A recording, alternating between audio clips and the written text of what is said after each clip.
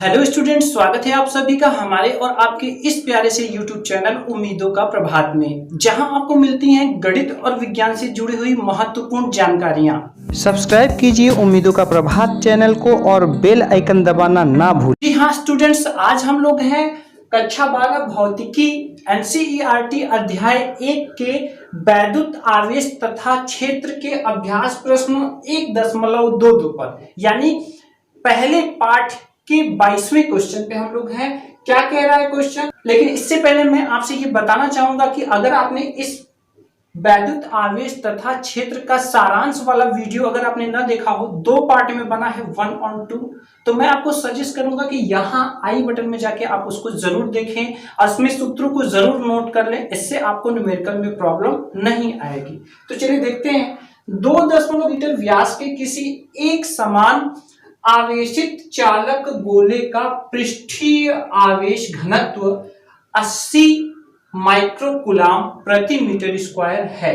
तो देखिए यहां पर क्या है, 2.4 मीटर व्यास के किसी एक समान, चलिए 2.4 मीटर का कोई एक समान आवेशित गोला है और क्या कह रहे हैं, ये एक समान रूप से आवेशित है। इसका पृष्ठीय आवेश घनत्व, तो देखिए यहां पर हल में हम क्या लिखेंगे, देखिए यहां पे जो बात आ रही है पृष्ठीय आवेश घनत्व।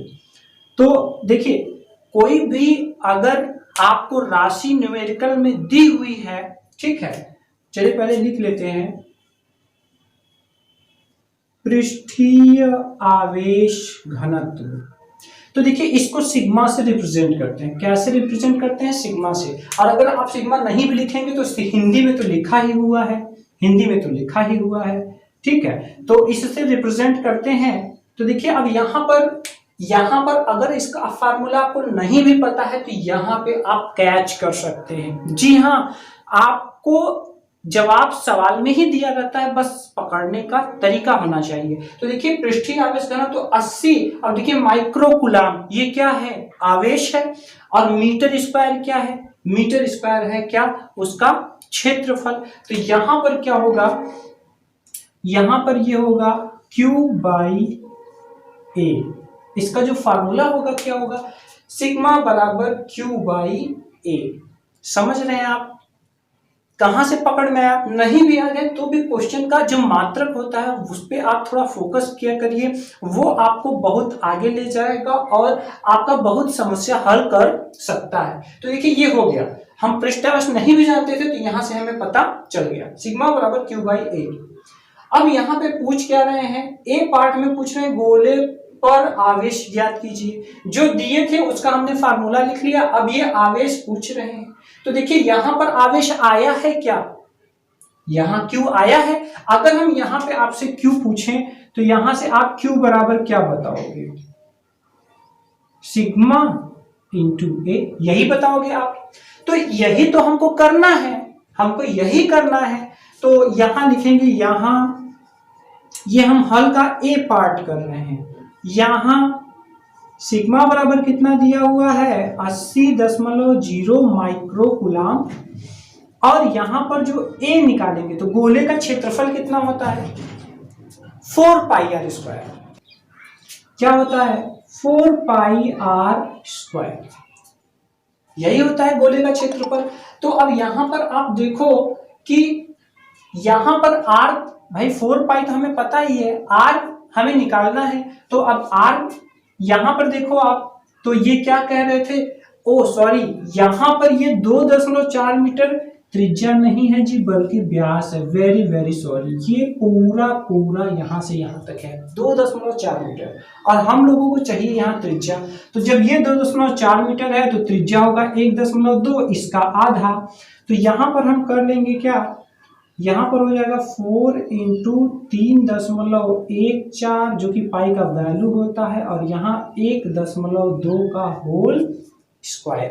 तो देखिए ये होता है। अब यहां पर इसका जो मात्रक होगा वो क्या होगा, भाई मीटर में है तो मीटर स्क्वायर होगा क्षेत्रफल का मात्रक। अब क्या करेंगे, हम इसी फार्मूले में हम इन वैल्यूज को रख के सॉल्व करेंगे, लिखेंगे तब आवेश Q बराबर जो पूछ रहा है तब गोले पर आवेश Q बराबर, तो चलिए वैल्यू रखते हैं। तो देखिए यहाँ पे 80 माइक्रो कूलाम है, तो 80 गुणे माइक्रो की जगह क्या लगता है 10 की घात -6, और नैनो की जगह क्या लगता है 10 की घात -9। तो यहाँ माइक्रो है तो 6 लगा देंगे, ये हो गया हमारा। इसके बाद यहाँ पे ए का वैल्यू देखिए इतना आया है, तो इसको भी यहाँ पर गुणे में आप लिख दोगे। इसके बाद सिंपली हमें इसको क्या करना पड़ेगा, हमें इसको गुना भाग करना पड़ेगा। तो चलिए कोई बात नहीं है। देखिए यहाँ पर 80 में जब 4 का गुणा करेंगे तो 832 320 हो गया।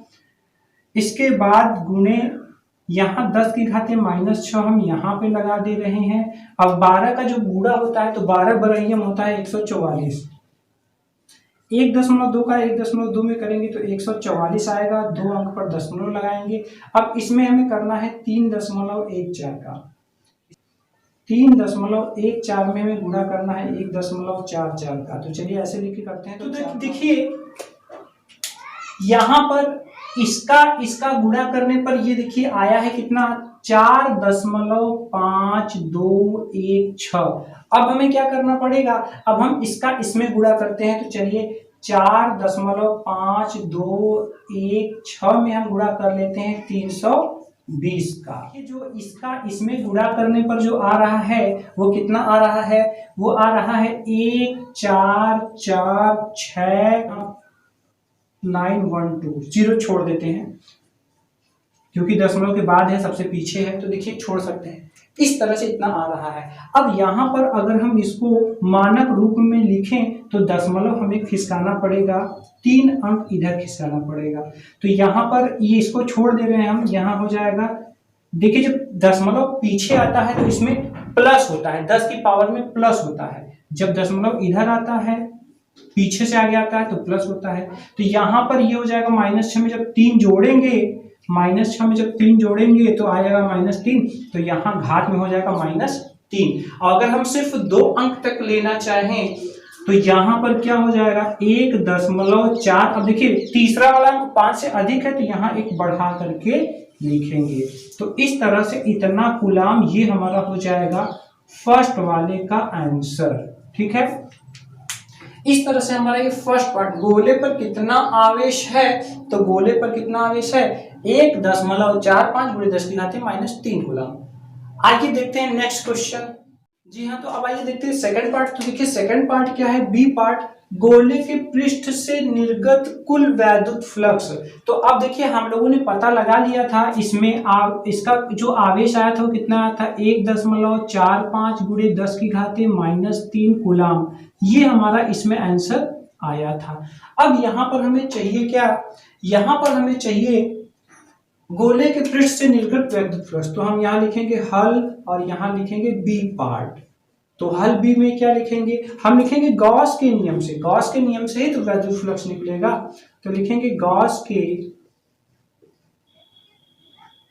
नियम से या गॉस की प्रमेय से या गॉस के नियमानुसार, कुछ भी लिख सकते हैं।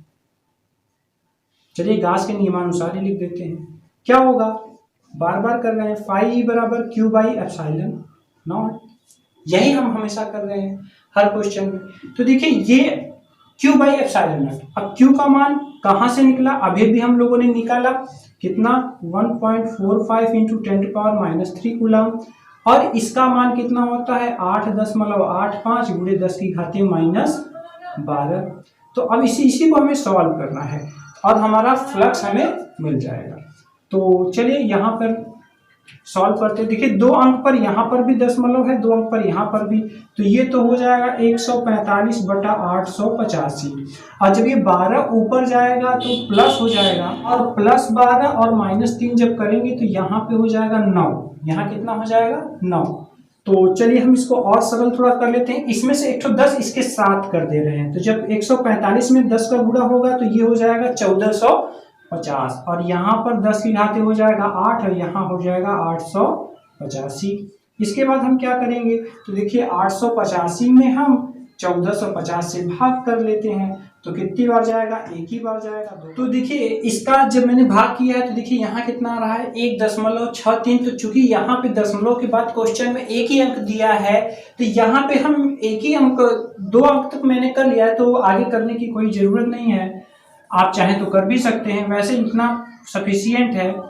तो ये हो जाएगा 1.63 गुणे 10⁸ और चूंकि ये फ्लक्स है तो इसका मात्रक क्या हो जाएगा, न्यूटन मीटर स्क्वायर प्रति कूलम। तो यहाँ लिख देंगे न्यूटन मीटर स्क्वायर प्रति कूलम। या इसको और शॉर्ट में लिखना चाहे, एक अंक तक दिया है तो चलिए एक ही अंक तक हम ले लेते हैं। तो यहाँ 5 से कम है तो कुछ घटाना बढ़ाना है नहीं, 1.6 गुणे 10⁸ न्यूटन मीटर स्क्वायर प्रति कूलम या कूलम इनवर्स, यही हमारा क्या हो जाएगा आंसर। तो इस तरह से हम अपने इस क्वेश्चन को सॉल्व कर लेंगे। मिलते हैं नेक्स्ट वीडियो में नेक्स्ट क्वेश्चन के साथ। Thanks for watching.